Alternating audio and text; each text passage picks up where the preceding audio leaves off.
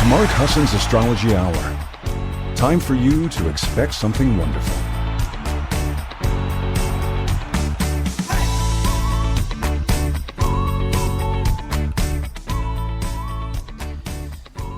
Well, good morning, everybody. Welcome. It's Mark Husson. This is Mark Husson's Astrology Hour coming to you live April 29th. It's our last show of April 2024. It's about 8 a.m. Pacific, 11 a.m. on the East Coast. How are you? I hope you had a good weekend. We're swimming lovely in this Capricorn moon energy. I hope you're able to find the station and listen live. If you're not, thanks for listening to the replay. And we are also, you can find us on Spotify. You can find it on Apple Podcasts. You can find it on Buzzsprout and on 12radio.com. So it's just everywhere. Gosh. And so I appreciate you very much for tuning in. If you're new to the show, would love you to come over to 12radio.com and click the chat link. That's going to take you over to the Facebook page, which is just filled with lovely people that are so kind. And my producer and friend and advisor at 12Listen, Jay, put up the banner. And if you go to that banner, you'll see the show name, and then you'll hit the comments button, and you can see sort of like everybody's comments. Like Lynn Goldberg in the house. Hi, Lynn. Break out the coffee. Amen. I'm going to sip on mine all of this show. Ali Shea is in the house. How you doing? Good morning. Always great to start the week with support, compassion, and smiles. I hope I can give you all those, but you certainly give them to me, so thank you. Laura, thanks for being here. Inga's in the house. Hi, Inga. Welcome. So thank you so much for being in the room. Raven's in the house. Hi, Raven. Raven is a part of the 12 family. She has shows on Wednesday and Thursday, Down the Rabbit Hole with Raven. If you haven't heard him, fascinating. She does great work. Hi, Renee. Welcome to the room. And thank you for the nice morning graphic. You guys, how are you? You know, Capricorn moons, I'm not kidding. They're kind of stoic. And I know the Capricorns in the house are like, oh, get over it. But, you know, because if you are a Capricorn, if you have a Capricorn moon, if you have a Capricorn rising, if you have Saturn, like I have Saturn very close to my rising sign. So it has a Capricornian effect. And the Capricornian effect is like mature. It's like I put in my note. It's like passing around the box and says, toss your rose-colored glasses here before we talk.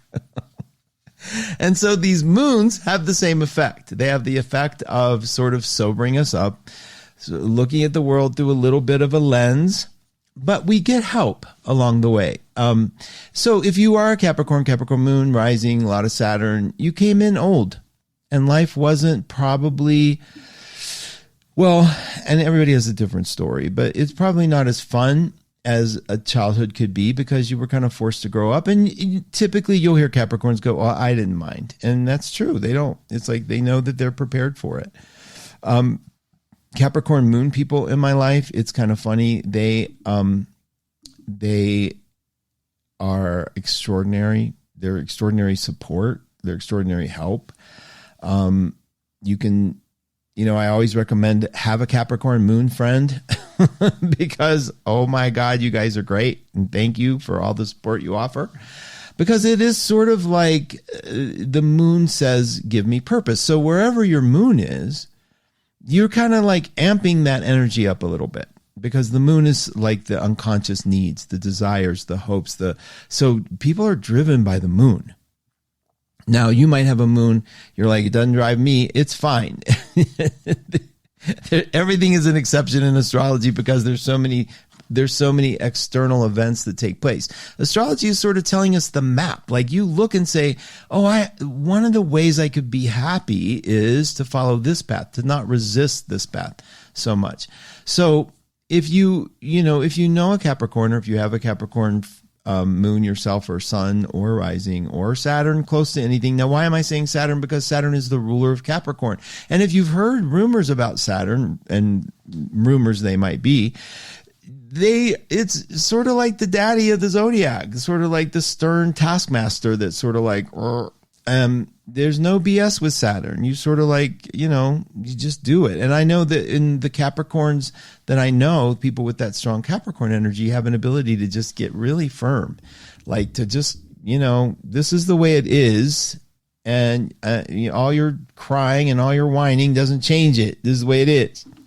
Now, whenever we see planets in Capricorn, we know we can expect that sort of stoicness. Okay. Now there's Capricorns that are going to push back a little bit and say, I'm not stoic. I'm really hip, which is a really stoic thing to say. But if you look at energies when they're happening, you can learn a little bit in hindsight. Now, astrology is 2020 in hindsight. There's no question about it. You can't. It really falters in terms of prediction when you try to be too specific, and that's because it's simply reflecting what is that you're a part of. So you're already having the experience. The planets just help us put words to it, is how an astrologer, who studied this for a while will look at it. It's just sort of like, oh, it's not that Mercury retrograde is happening to you. It's that your psyche is ready for a cleanse and ready for a shift, and Mercury is reflecting that shift. So we still see it as this thing that happens to us. And I get that. I mean, no one's going to change how they perceive things. It's nice to hear in the moment, and welcome, Christina. It's really nice to see you. Jackie Walsh, thank you. Good golly, Miss Molly, sure like to ball. I love rocking and rolling with you all. Our wordsmith is in the house. And I'm going to check comments periodically, you guys. Those just showed up for me to say hi to. So when you start blaming the planets, it's sort of like you're not in tune with this is already happening to you. You don't have to understand planetary shifts to know that you're in a shift.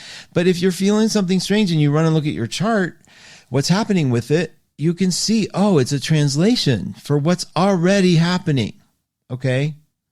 And I think it's very empowering to shift this from these rolling rocks or sending energy out to us and we're feeling the effects of them, and more connected to it's all one. It's all part of our psyche. So when we're starting to shift on the inside, we see that shift. We can see a picture of that shift. And it's a great way to take responsibility. And that's why all the whining about planetary transits is kind of like, you guys lighten up a little bit, take some responsibility. It's happening in your life.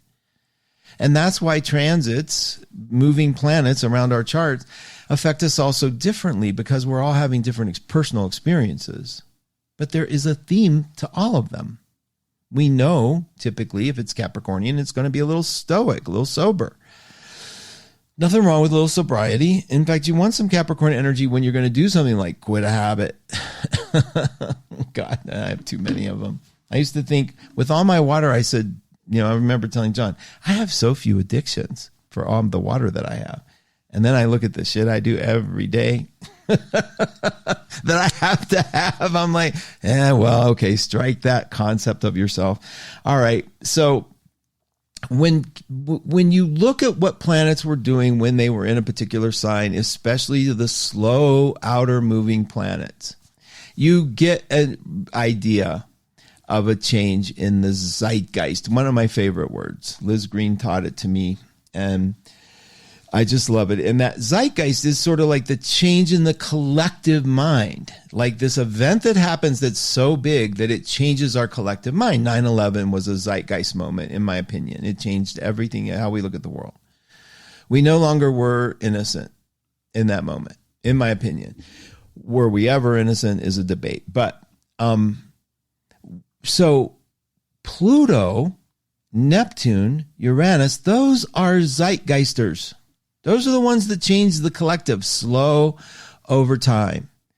And it goes in order: Uranus, Neptune, Pluto, in that order, because Uranus takes 7 years in a sign. It cooks for 7 years.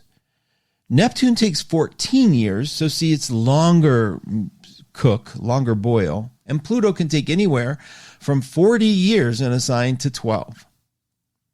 Because of its very, very elongated elliptic or orbit around the Earth, around the sun.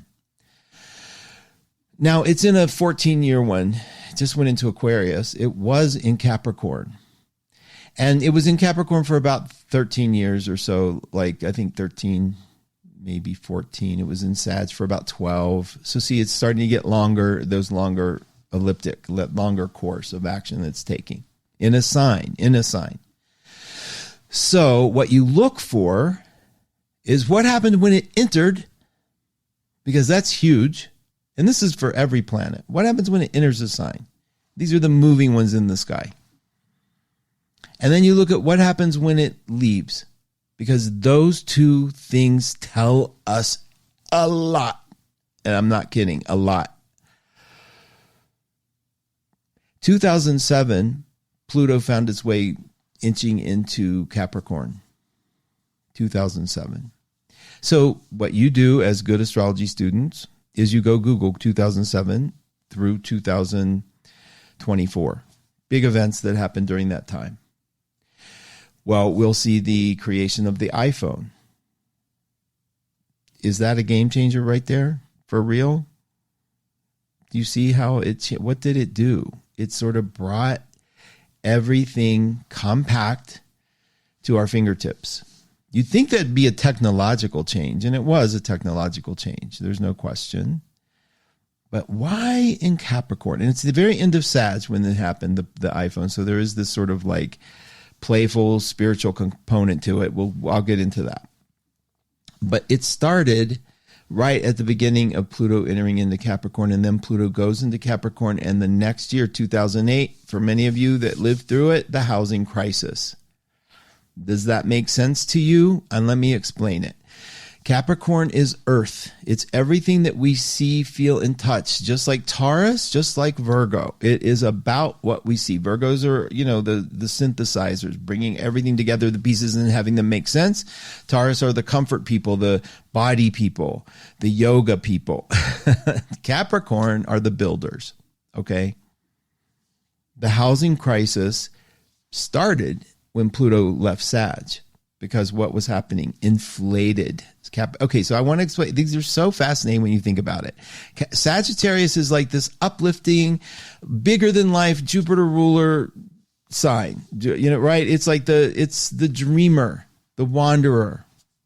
Pluto is ruled by Scorpio. Pluto takes the truth of every sign and puts a big pinhole in it and says, we're going to see the truth. A laser light, boom, right to the heart of you. So the outside looks the same, but the inside is completely transformed. So Pluto is death, rebirth, restructure, the truth. When it was in Sag, this exciting moment, this gadget came to us, the very end of it. We're buying houses. We're feeling opulent. We're going to refi the house. Oh, what? It's worth twice what I paid for it? Okay, give me all that money. All right. And then 2008 hit, Pluto enters Capricorn, and reality hits. Boom, your house is not worth $600,000. I'm sorry. But you got to keep paying that because you can't refi it because it's only worth $300,000, so you're way under. Sorry. Happened to everybody. I remember getting refi loans in the Sag time period and to survive in the store. I don't know how we did it. I don't know how we did it without filing bankruptcy. To this day, I knock wood because I don't know how we did it. But we worked our asses off. And Pluto in Capricorn said, okay, people, the truth. This is real. I'm sorry it hurts, but this isn't going to last and it's unsustainable. So we got to restructure everything. Okay. It was a really tough time. Then that's the beginning. And now it's coming to the end. And what happened in the end? The symbol of house and structure grew to White House and structure and geopolitics and the structure of our world, how it's put together. The election of Donald Trump, the change in how we see institutions. Suddenly, somebody screaming that they're lying or that you can't trust this one or you can't trust. All these structures started like, what? And we're still hearing about it.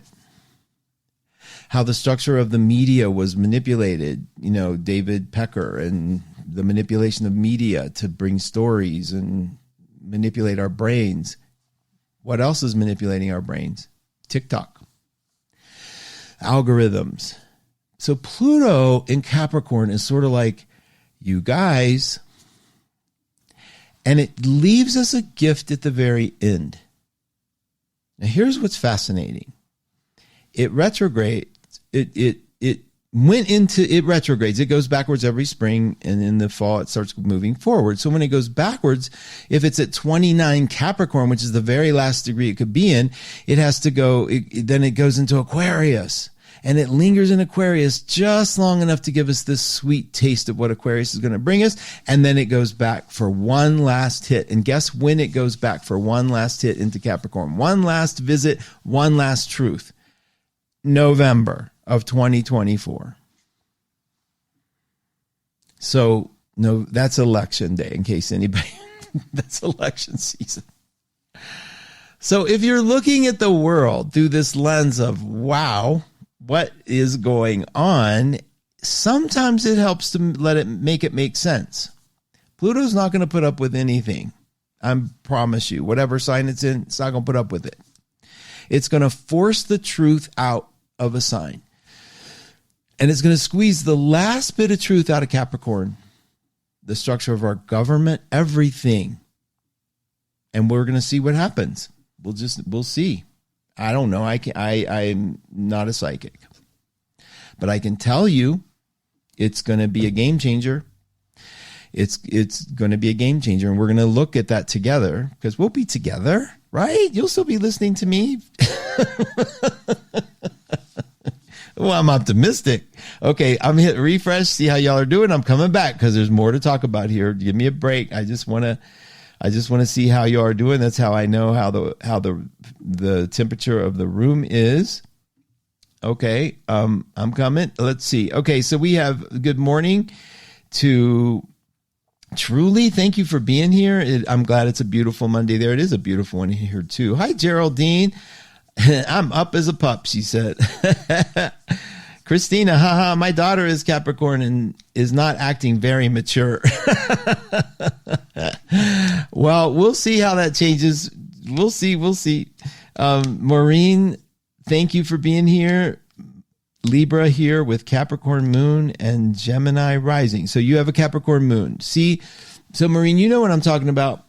The part of you that can take care of anything that somebody needs, finding the right person to meet those needs with. Hi, Penny. Welcome. Happy Monday to you. Hello, Monday. Jennifer Lakshmi Doves is in the house. Good to have you here. Jennifer is an amazing psychic over at 12listen.com. I hope you guys will support 12listen.com. It's my baby. It's how we live. It's some of the finest people in the world. I am so blessed to be a part of. Pamela, welcome. Alicia, my father was a Capricorn. All he had to do was look at us and we would scramble, even though he would never touch us. Capricorns are tough, man. I know.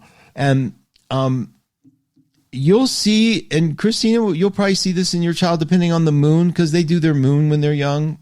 But circumstances will require her to be mature. It might be that she is the firstborn and you'll have other kids and she has to take care of them. But there will be circumstances that force her into maturity. It might be just your expectations as a parent, but that's something to keep an eye out, because she'll have an inner part of her that will look at the world more stoically, and we'll see it develop depending on how old she is, right?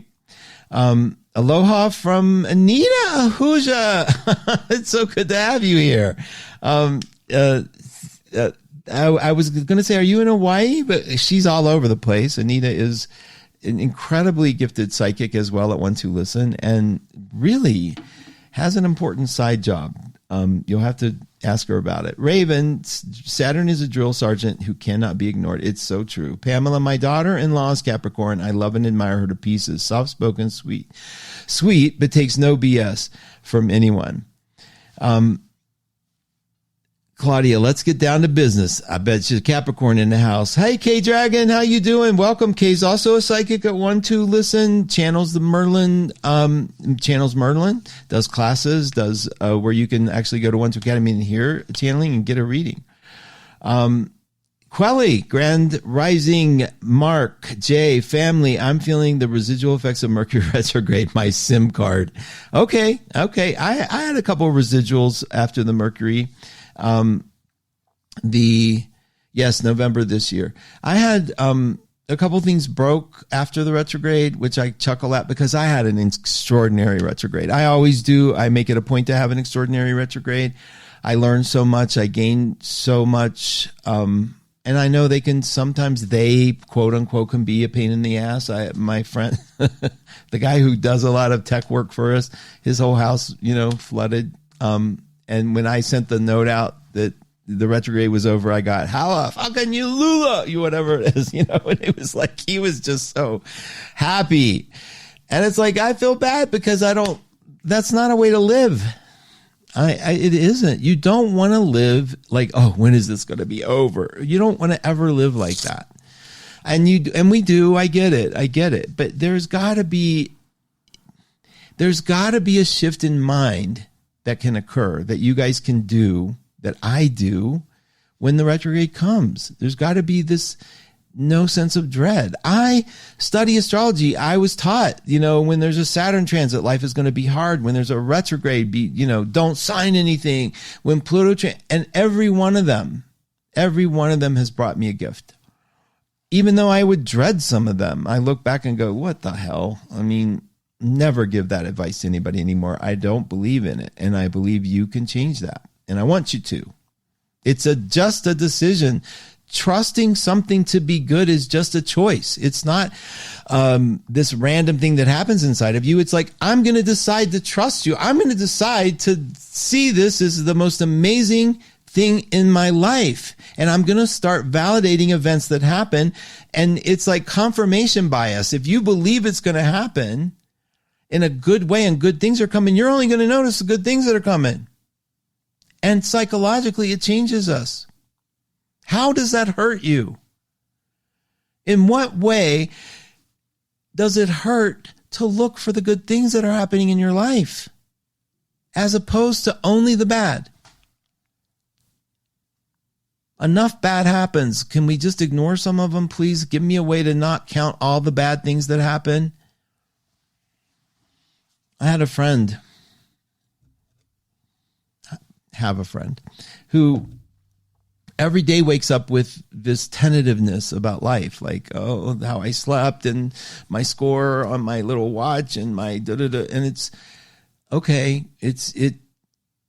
And finally I said, do you actually ever heard me rate how my day was going to be based on a score I got on a computer? I mean, does it ever occur to people that we wake up every single day and go to work and get up and move and push and it's not related to some algorithm? It's interesting. And I'm not knocking it. I love science, but I'm saying this is Capricorn talk. There is a part where it's like, yeah, I didn't sleep a wink and I got to go to work. There's not a choice. I got to do this. So we push through. Push through is definitely a Capricornian term. All right. So Pluto starts with a little theme, ends with a bang, a conclusion and a gift. If you go back in time, the theme when it went into Sagittarius, when it went into Sagittarius, now remember, you have two themes. Pluto, which is the death, truth, laser light focus, truth. Blow up the illusion.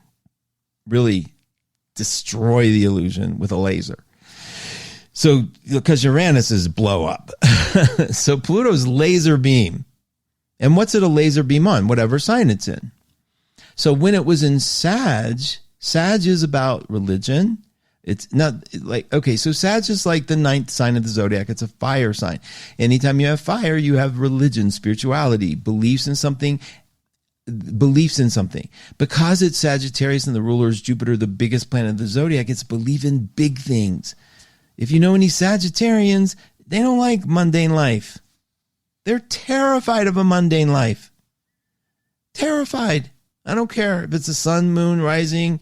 If you have Saturn in Sag, you're terrified of a mundane life. I need to be inspired. I need it to open up. I need to grow. I need bigness. So when Pluto entered Sag, Pluto is, remember, truth, sex, death, all the Scorpio things. And Sag is religion and higher beliefs. When it went into Sag, the exposure of the priests in the Catholic Church, or maybe not just Catholic, but the exposure was huge. Sex, Pluto, religion, Sag.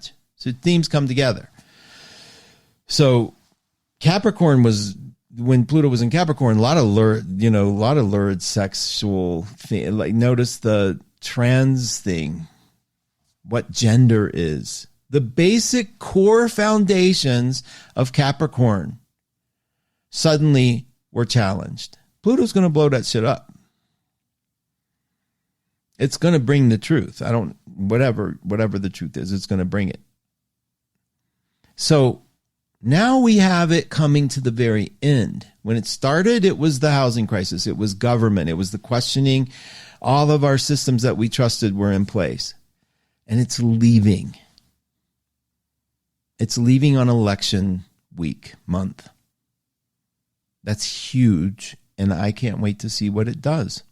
I have no concept of what it's going to do. I can tell you now, I'm in the majority of people that I know. I'm not excited about anything that's going on there in the government. I'm tired. I'm tired of it. I'm bored with it. I'm embarrassed by some of it. And I just sort of like, ugh. So I'm curious what Pluto's going to say about all of it. But then it went into Aquarius, just temporarily now, remind you, just temporarily. And what are we seeing around the world? Protests, social gathering, a collective geopolitical, like, what the hell is going on? Struggle for the truth. And what else? AI. If you haven't played with AI, you're kind of like, I know there's a lot of judgment about it, and I know there's a lot of there's protests about that. But man, when you need someone to talk to intelligently, yesterday I said, could you please fix this so that when they click this link, it safely takes them to this link over here because it's not working? And he said, Claude, I use Claude 3. Claude said, sure, Mark, here's the better version of that. It'll keep people safe when they click the link. And guess what? It's on my on-demand page on 12 Radio. If you go to Mark On Demand, you'll see the links to Spotify, Apple, Buzz, and I wanted them to be safe, and I wanted them to be links that popped up in a new window and took you there. 2 seconds. Got it. Put it in. Very helpful. So something to think about. If you haven't played with it, play with it. Have all your prejudices that you want, but it's here and it's being used, whether your protests about it are happening or not. It's here. It's here. Get that through your heads. Now, that's the beginning of Pluto in Aquarius. It's here for 14 years, you guys. So be ready. We're getting a little taste. Now, the beginning of the housing crisis was the beginning. The end was government. One of the ends was this government craziness, like this exposure of government. What's on the inside? What's it really look like? And everybody contributed to that. So now what's Aquarius going to bring? What's Pluto going to help Aquarius get to what truth? Because the thing about Aquarius is, if you know any Aquarians, they stubborn. They be stubborn. They also be brilliant. They also be way ahead of their time. I don't know why I'm talking like that. But it's a brilliance that sometimes is too much. If you've ever met an out there Aquarian, it's almost like, okay, I can't follow this. You need to come down a little bit. If you've ever met a, fun Aquarian, which all the ones I meet seem to be really fun and I really enjoy them. You see that sort of tolerance for things, but you also see this part that doesn't let something in when they don't believe in something. It just, nope. And it's no different than a Scorpio or a Taurus or a Leo when they make up their mind. This is just an air sign making up its mind is way more serious. They're kind of like my way or the highway group. Sorry, Aquarius, but you are like that a little bit. And it's good, but you're also so tolerant of so many differences that it's actually very touching. All right. So now let me hit refresh, take a look, and then we're going to move on to what's happening this week, which I think some important things for you to know about. Okay. Ricketts. Hi. I don't recognize the name. Welcome here. Making time to listen live. Thank you, Mark Cap here.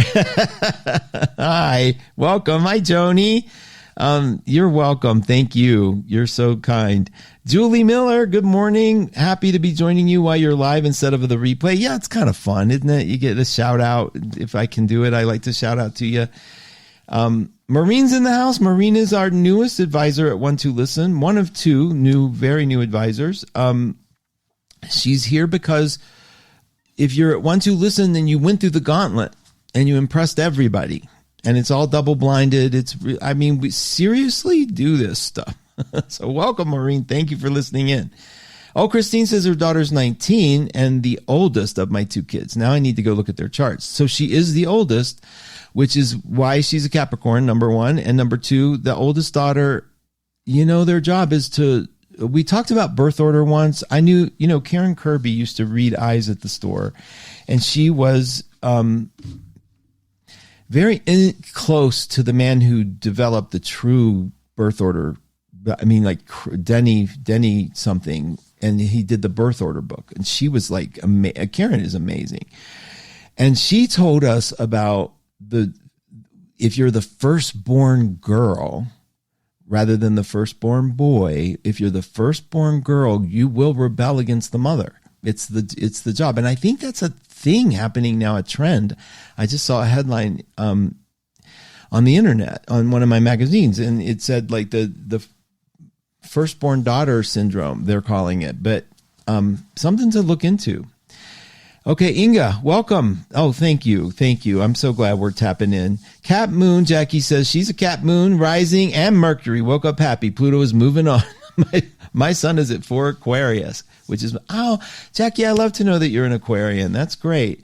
Much better in handling Pluto. Yes, and this transit of Pluto on your sun is empowering as hell, like really powerful life show. Thanks, Kay. Yeah, so many of us are tired.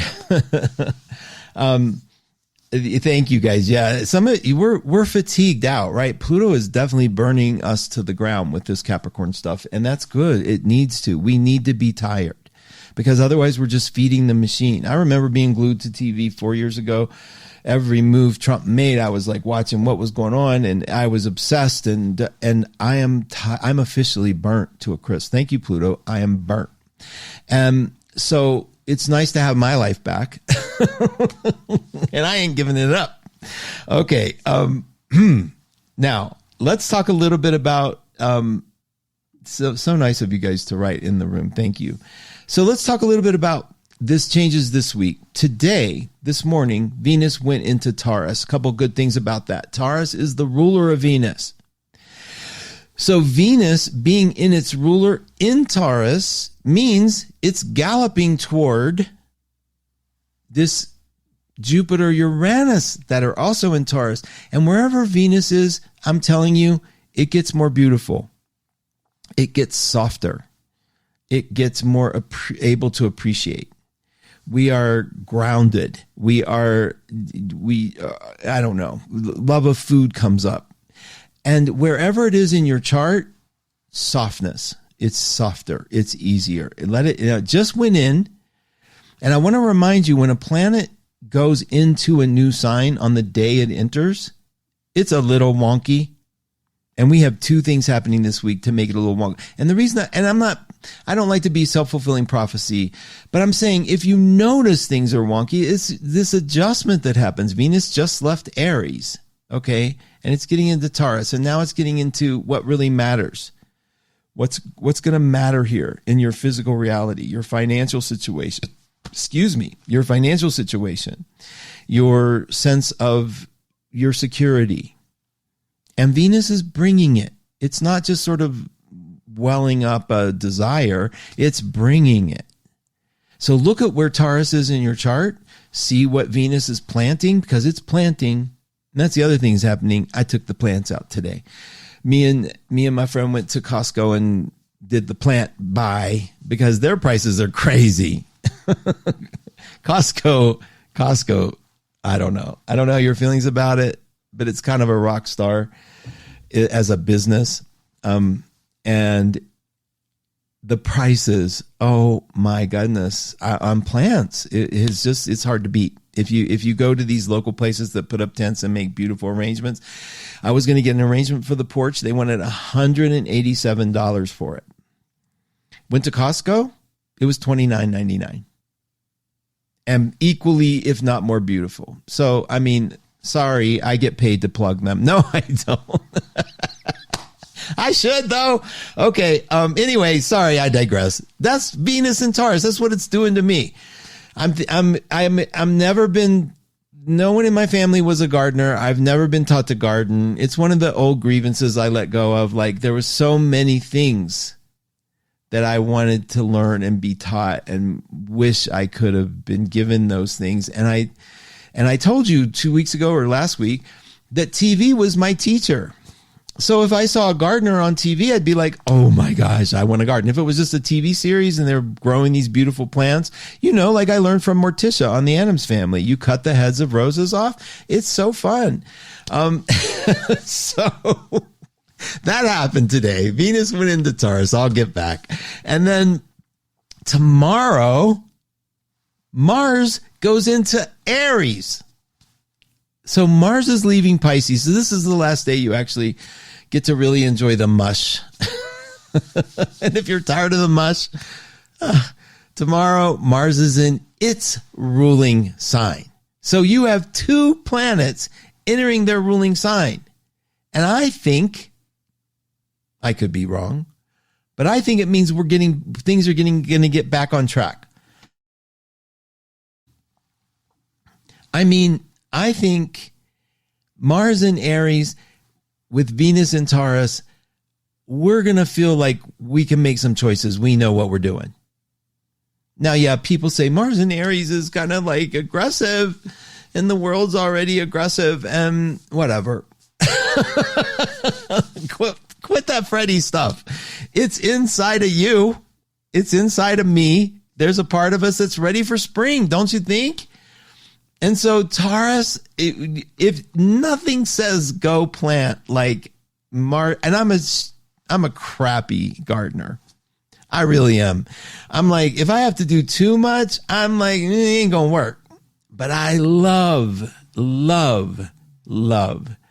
having a new bush in the front yard, or the honeysuckle came back from last year, and it's going around this arch that I got from Costco, and it's sort of like it came back to life, and I didn't do anything. It came back to life, and it's going to bloom, and it's going to grow around this thing. It's exciting for me, and that's Venus in Taurus, and Mars in Aries is all the greens coming back. Now, the one thing I do hate is I see the grass growing, and I'm already dreading it, that part, but I got to get over that because it can be an amazing Zen experience to mow your lawn, even if it is a big lawn and thick, ugly grass, and there could be snakes in it, but whatever.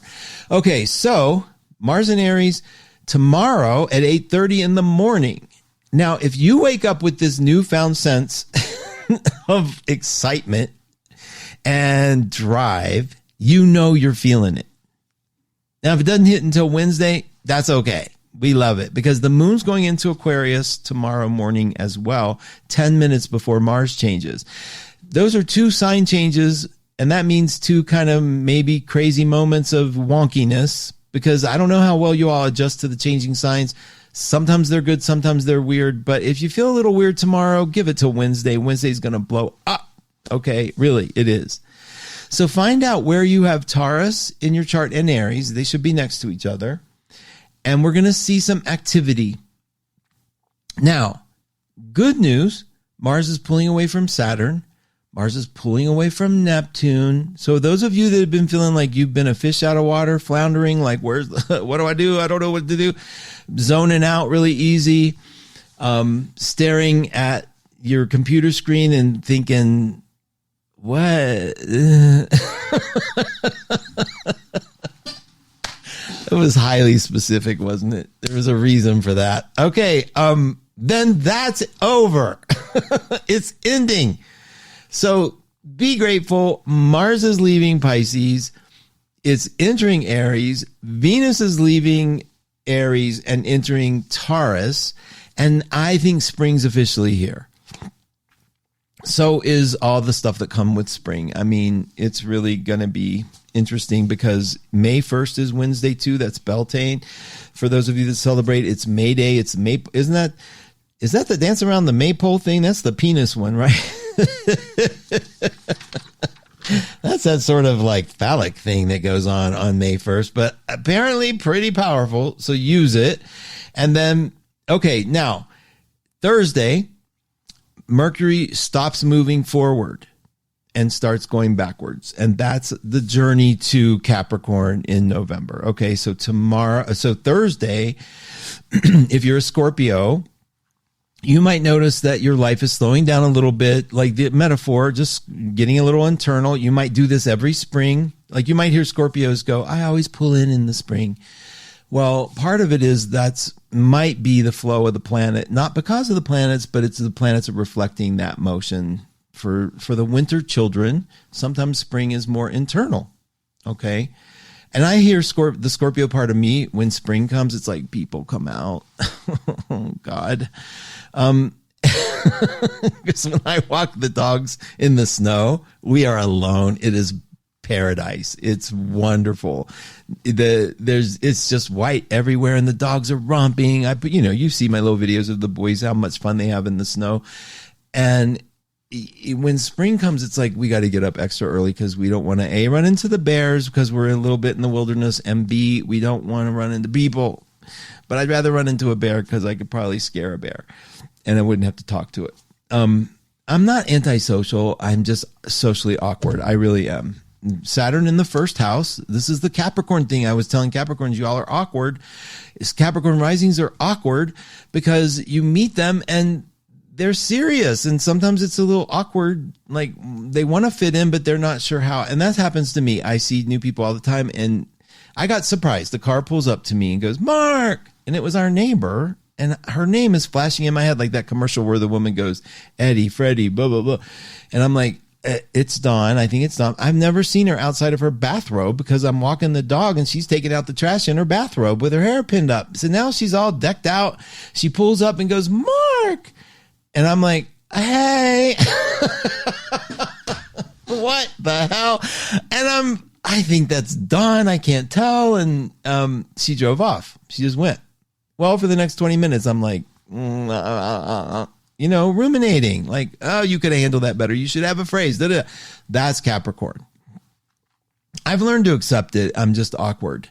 I'm not good at being caught off guard. I don't have those quick little quips that Geminis have. I'm just not good at it. But whatever. I got over it, but not after pouncing myself for 20 minutes. And I finally said, would you just shut up? Stop. You're probably not going to see her for another 2 months. Who cares? And so, there's that. And then, so then we move into the moon Friday to Pisces. So we're back to Pisces. This is so interesting. Notice as you get to Friday, Pluto's retrograde now, so Scorpios are going to pull in a little bit. Friday, we have the moon going into Pisces. See if you don't get a little nostalgic. Hear from people from your past. Make a note of that one because it never fails. The Pisces moon is unexpected people from your past. Just see if you notice it. Then, here's the thing. We go to Cinco de Mayo is Aries on Sunday. From the Pisces moon into the Aries. Aries comes in Saturday afternoon. I just want you to see that contrast because it's usually pretty big. Where you go from being mushy and loving music, because there's times where music is just like soothes my soul. And for everybody, I'm sure maybe some of you aren't music people, but particularly lyrics, it's like, and I notice, and there's studies, there's people who love lyrics and there's people who love the melody. Like, and I find myself both, because I'll love a melody and then I'll hear the words I'm singing and going, I never knew it was saying that. And it changes. John's a lyric guy, and he's definitely will find some of the most amazing poetry inside of music that I enjoy. And I'm learning. But I'm first and foremost, I think the melody sort of strikes. And then if it's too easy, it gets in there as an earworm, and I'm like, oh, whatever. I'm digressing, aren't I? Okay, so by Sunday, we're back to an Aries moon. I don't know if our show, let me see, our show will be on Taurus next week, I'm sure, which is great because we get to talk about the Taurus effect of this Venus, Sun, Uranus, and Jupiter all together in Taurus and how that's affecting us. There's a group of kids I also want you to know, they're not kids anymore, but born in 1962, who have like a crap load of Aquarius in them. All of you are looking at this Plutonian change. So if you have Aquarius moon, Aquarius rising, Aquarius sun, Saturn in Aquarius, pretty much Mercury in Aquarius too. Yeah, any of the Aquarius. If you have Aquarius, Pluto is going to deepen your soul. And it's going to bring truth. Like, you got to pay attention to it. It's going to change you. And it'll bring you fearlessness in a way you've never had. I promise you, it's amazing. Pluto transits they make you honorary Scorpios for a little bit. Hey, Jackie, you're going to be an honorary Scorpio. And it's going to deepen the truth. You're not going to want to lie. You're going to want to tell the truth. You'll put off people. People will think you've changed. And like, the first thing I hear is Joni Mitchell saying, yeah, they say you've changed. People tell me that I've changed. Yes, I have. Something's lost, but something's gained in living every day. So that's the theme for you Aquarians. Tauruses are now going to be experiencing not only this massive change of Uranus and Jupiter, but they will be dealing with choices that the Aquarius Pluto will be bringing them. We'll have a lot to talk about coming up. Okay, we're coming to the wrap-up moment. Let me hit refresh, you guys, and see how you're doing. I want to have a little time in case. Terry Campbell's in the house. Hi, Terry. Terry's also an amazing psychic advisor at 1-2. Listen, the word psychic has become very controversial for me personally. Not controversial. Christina put up Morticia cutting off the rose heads. And Kelly McLean. Kelly, another advisor at 1-2. These guys, birth order is so cool. It is so cool, you guys. Pay attention to the birth order. If you get good ones on it, good topics on it. The birth order book is one. It's full color. It's very detailed and it's very amazing. Because if you're the third son of a firstborn daughter, like that changes. If you like whoever was first changes the whole dynamic. If you were adopted, if you lost a child, if one had passed. The dynamics are very rich, but man, the psychology seems really solid on it. So good for you there. All right. I'm coming in for let's see this. You're welcome, Maureen. Thanks for being here. Okay, Geraldine, so tired of this mush. This Aries cannot wait for Mars and Aries. Right? Pisces, all the signs get weird at the end. We get tired of them.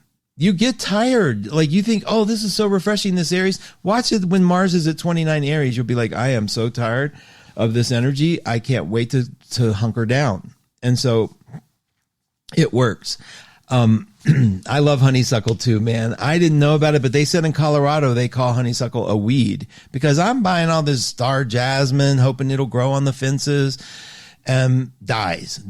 I called this nursery in Colorado Springs. I called it nursery and just said, and she said, They say perennial, they're annual. But she said, we call honeysuckle weeds. They'll be back every year. And I'm like, oh, okay, no problem. Looks like I'm going to be filled with bees out here. But I do want bees.